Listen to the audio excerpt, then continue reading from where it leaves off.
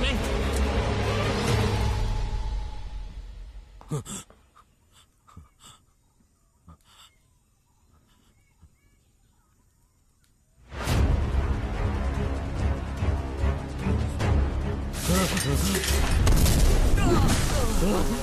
ఈ తీర్థపు శక్తి దాన్ని ఎక్కువసేపు కట్టడి చేయలేదు. రా వెళ్దాం. మనం ప్రాణాలతో ఉండాలంటే గుళ్ళోకి వెళ్లాల్సిందే.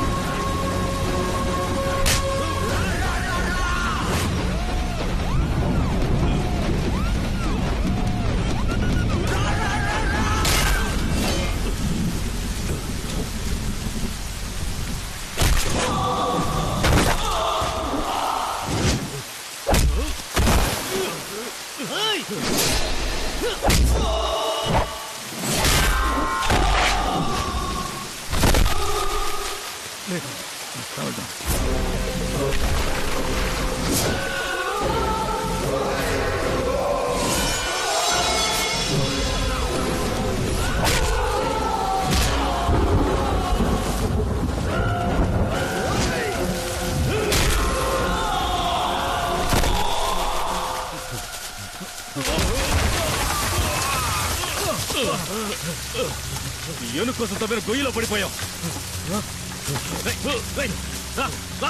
ఎక్కువ ఎక్కి పైకి వెళ్ళు. స్వామి మీరేమన్నారు స్వామి? పైకి వెళ్ళి నాకు చెయ్యందించు.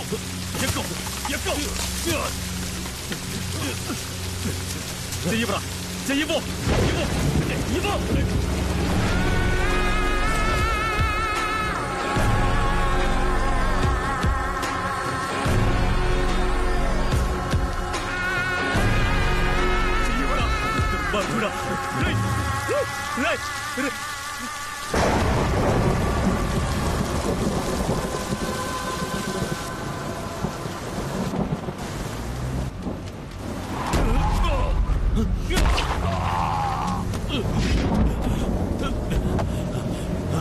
బండి సార్ ఏమైంది? రాఘవేడి బండి తీవయ్యా. అలాగే సార్.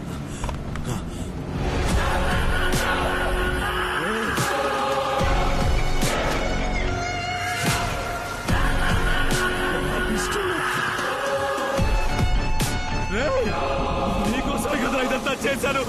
నన్ను వదిలేసి వెళ్ళిపోతున్నావేట్రా?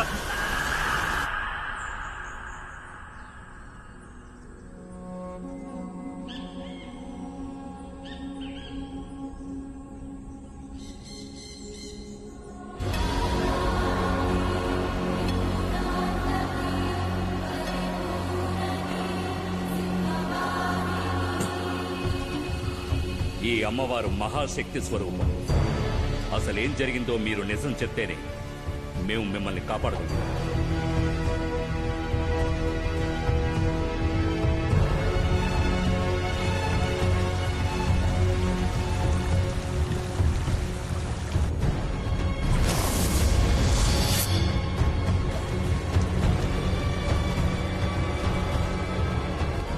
భయపడకండి. నా వల్ల మీకు ప్రమాదమేం లేదు. నిజానికి నాకు మీరు మంచి చేశారు. నేను మీ అబ్బాయి ఇష్టపడుతున్నానని తెలిసి కాదనకుండా మా పెళ్లి ఒప్పుకున్నారు. కానీ క్షమించరాని ఒకే ఒక తప్పు చేశారు. వంశపారంపర్యంగా దివ్యవాకు చెప్పే కుటుంబంలోంచి వచ్చిన వారే ఆ స్వామీజీ. ఈ మంత్రతంత్రాల్లో ఆయనకి సాటి ఎవ్వరూ లేరు. అతని ఒక్కగానొక్క అబ్బాయి పెళ్లిని నన్ను ముందుండి జరిపించమని చెప్పారు. నేను వెళ్ళాను. అయ్యా, ఈ మాంగళ్యం నీ చేత్తో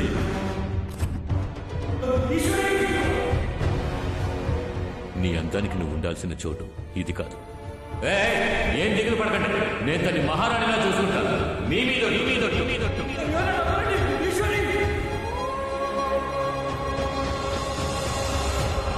తాళి కట్టాడన్న ఒకే ఒక కారణానికి నేను ఆయనతో ఎలా కాపురం చేయగలను? నీ అబ్బాయి నేను లేచిపోదామని నిర్ణయించుకున్నాం. ఆయన కూడా అందుకు ఒప్పుకొని వచ్చారు. నువ్వు ఇక్కడేం చేస్తున్నావురా? చెయ్యొద్దురా. ఏమండి, ఇంట్లో మీరు లేని సమయం చూసి నన్ను ఎత్తుకుపోవడానికి వచ్చాడు. కొట్టండి.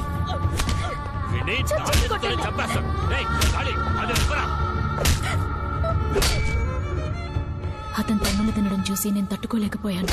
కానీ అతన్ని కాపాడాలని నిజం చెప్పుంటే నన్ను చంపేసుండేవారు. నేను చనిపోతానని కూడా నాకు బాధ లేదు. కానీ ఈశ్వరి కడుపుతోందని తెలిసి నేను చాలా సంతోషించాను.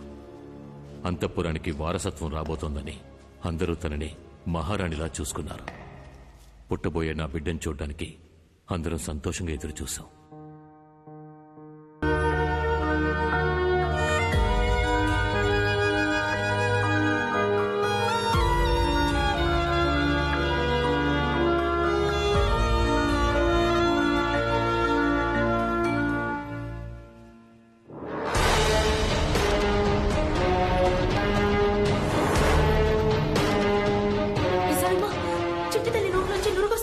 విషం పట్టిస్తే నురగ తప్పకుండా వస్తుంది.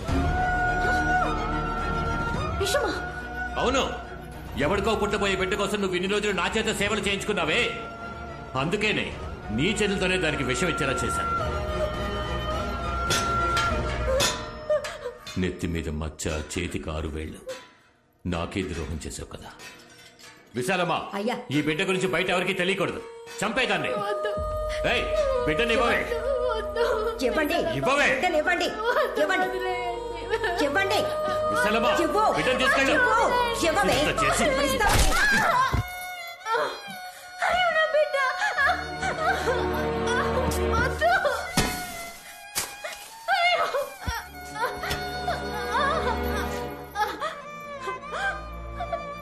నన్ను కావాలంటే ఏమైనా చేయండి. నా చిట్టు తల్లి నేను చేయకండి. ఏమే, అడ్డమైన వాడికి పుట్టిన బిడ్డ అంతఃపురానికి వారసుడు అవుతుందా? బిడ్డ పుట్టిన తర్వాత జరిగిందంతా మీతో చెప్పి నేను నా బిడ్డ ఎక్కడికైనా వెళ్ళిపోదాం అనుకున్నాం. దయచేసి నా కూతురిని నాకు ఇచ్చేయండి. అయ్యా, ఏంటి ఇది ఇంకా చావలేదు. ఇంకాస్త విషయాన్ని ఇచ్చి చంపే. చంపేదాన్ని.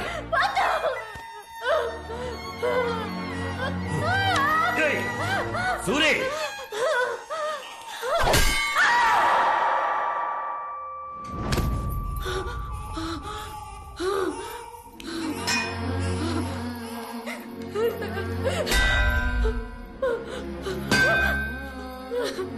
వద్దు విశాలమ్మ, నీది ఆడ మనసేగా. నా కష్టం నీకు అర్థం కావట్లేదా? దయచేసి విషయం తాగించుకో. అన్నయ్య, నిన్నేగా మీ భార్య ప్రసవించింది. ఓ బిడ్డ వీళ్ళు వెంటో మీకు తెలుసు. దయచేసి నా కూతురిని కాపాడండి. పిచ్చగత్తిలా ఉన్న నీకు తాళి కట్టింది నీ అందానికి, చివరి వరకు నా కాళ్ల మీద పడుంటావనే. కానీ నీకు ఆస్తికి నేను, ఆశకి ఇంకొకడు కావాల్సి వచ్చాడు కదా. నువ్వు చేసిన తప్పుకి నువ్వు ఇక్కడే చావాలే. నేనేం తప్పు చేశానండి? నేను ఇష్టపడ్డవాడితో నాకు పెళ్లి కుదిరిందన్నా, చదువుతూ మేము దగ్గరయ్యాం. నేను పెళ్లికి ముందే గర్భవతినయ్యా. కానీ అనవసరంగా అడ్డొచ్చి నా మెళ్ళో మీరు తాళి కట్టారు. అది నా తప్ప? మీ దృష్టిలో ఆడవాళ్ళు సంతలోని పశువులా? మీ ఇష్టానికి తాడు కట్టి తోలుకుపోవడానికి ఆశలు, అభిప్రాయాలు మాకుండవా? అయినప్పటికీ ఇన్నాళ్ళు బిగపట్టుకొని కాపురం చేయడానికి కారణం నా కడుపులోని బిడ్డకేం కాకూడదని. నేను కష్టపడిందంతా దానికోసమే. దయచేసి నా కూతురిని చేయండి. అయ్యా, ఇది ఇంకా ఊగిసలాడుతోంది. అయితే దాని ప్రాణాలతో పూడ్చే. శవంగా కూడా నా వారసురాలోని పేరుతో అది ఇంటి గడప దాటకూడదు.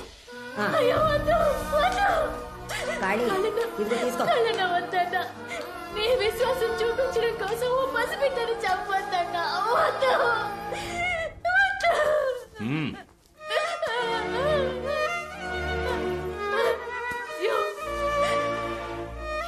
చిట్టి తల్లి, అమ్మని క్షమించు.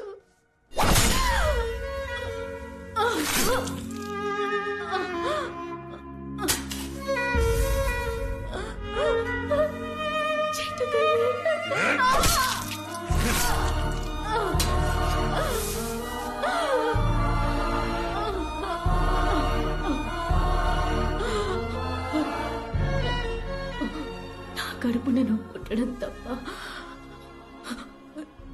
నువ్వే తప్పు చేయలేదమ్మా. మరెందుకు నీకే పరిస్థితి? నేను కాపాడలేకపోయాను తల్లి. అమ్మా, ఈ అమ్మని క్షమించరా.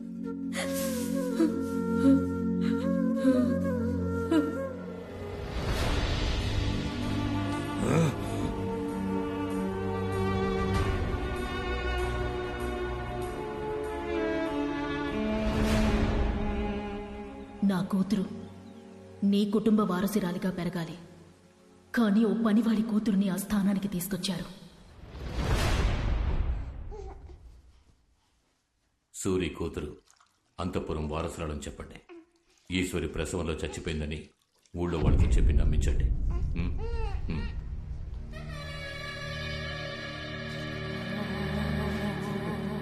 తన కాళ్ళకి మట్టి అంటుకుంటేనే నేను చూడలేను. మహారాణిలా చూసుకున్నాను, నా చేతులతో మట్టి ఎలా? తనతో పాటు నన్ను పూర్తి చేయండి రా. మీకు పుట్టిన పసిగుడ్డు యువరాణి, తన కోసమైనా మీరు ధైర్యంగా ఉండాలి కదా. ఆ పిల్ల గురించి మాట్లాడకండి. దానివల్లే నా ఈశ్వరి నాకు దూరం అయిపోయింది. ఈశ్వరి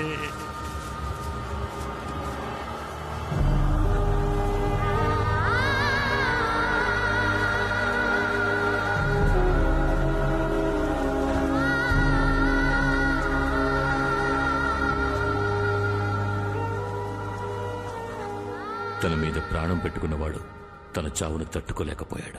తనతో బతకాలన్న వాడి ఆశ అప్పుడు కసిగా మారింది. దాని శవాన్ని పూడ్చేసి వచ్చిన రాత్రి ప్రాణప్రేద సూత్రాన్ని చేయడం మొదలుపెట్టాడు. అంటే ఏంటి? అదో మహత్తర పూజ. చనిపోయాక దేహానికి మళ్లీ ప్రాణప్రతిష్ఠ చేసే మహావిద్య. కానీ కొన్ని వందల సంవత్సరాల మునిపే అది ప్రయోగంలో లేదు. అలాంటి విద్య ఈ కాలం మనుషులకెలా తెలుసు? సాధారణ విద్య అది. తొందరపడి సరిగ్గా నేర్చుకోకుండా సగం సగం చేశాడు. ఇప్పుడు సమస్య అదే.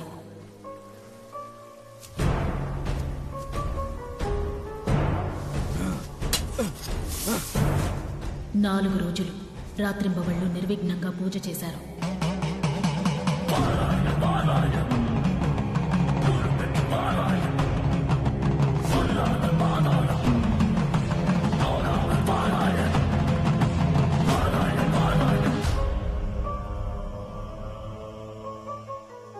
ఐదో రోజు ఆయనొచ్చి చూసేసరికి ఈశ్వరి, ఈశ్వరి,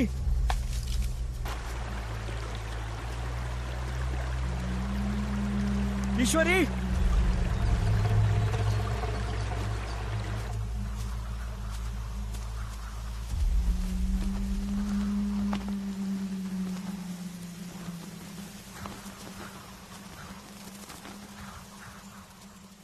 ఈశ్వరి,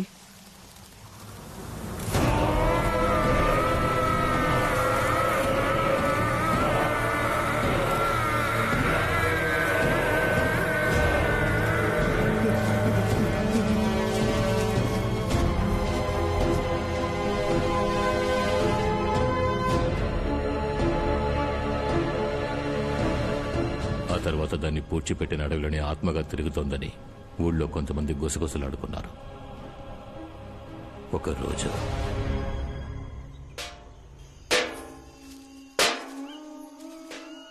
పెందలాడే బయలుదేరమంటే మాట విన్నావు? అడవిలో వెళ్తున్నావు అన్న భయం కన్నా ఈ చప్పుడుకే ఎక్కువ భయం వేస్తుంది. ఇలా శబ్దం చేస్తూ రావడం వల్లే అడవి మృగాలు భయపడి పారిపోతున్నాయి. ఈ అడవిలో రాణి దెయ్యంగా తిరుగుతుందని అందరూ అంటున్నారు విశాలమ్మ. అడ్డమైన వాగుళ్ళు విని నువ్వు వాక్కు. నోరు మూసుకుని రా. అయ్యో, నేను చెప్పేదంతా నిజమే. అకాల మరణం, తలకి దెబ్బ తగిలి చనిపోయారంట. జమీందారే చంపేశారట.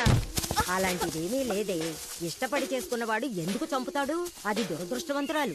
దానికి రాసి పెట్టింది అంతే. అల్పాయుష్తో పోయింది.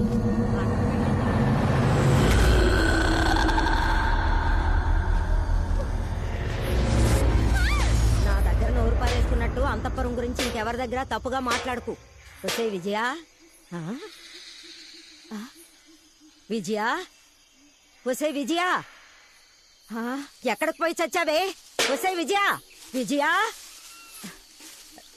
విజయ, విజయ, విజయ, విజయ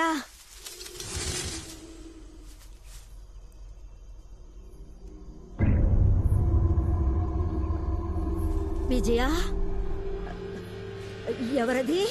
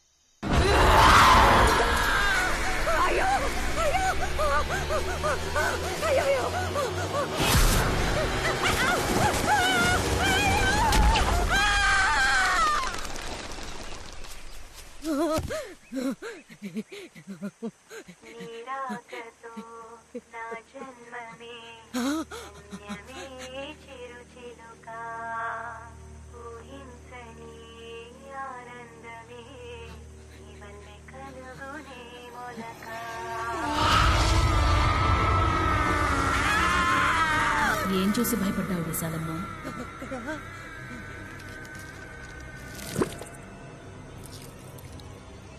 దీని సంగతి ఏం లేదు. వచ్చి నా బిడ్డని చూడు,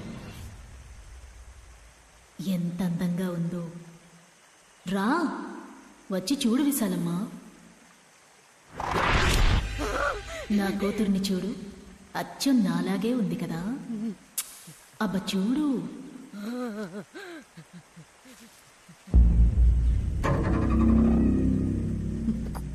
కూతురు లేదే. ఎలా ఉంటుంది? నువ్వే చంపేశావు కదా. లేదు, నేను చంపలేదు. వాళ్ళు అన్నారని అలా చేశాను. వాళ్ళన్నారు సరే, కానీ చంపింది నువ్వేగా.